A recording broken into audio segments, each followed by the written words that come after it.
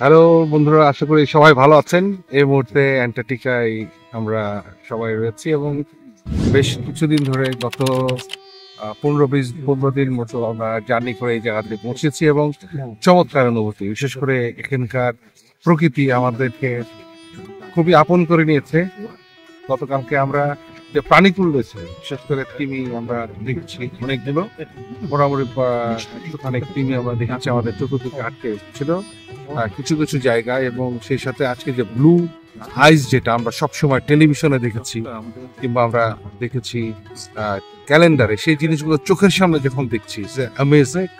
এবং এই সাথে আমাদের পেঙ্গুইন তো রয়েছে। আমরা এখন একটি ছোট্ট একটি পাহাড়ের পাদদেশে এখানে কলোনি রয়েছে, সেটা দেখার জন্য আমরা এসেছি। এবং আসার পরে আপনারা দেখতে পাচ্ছেন পিছনে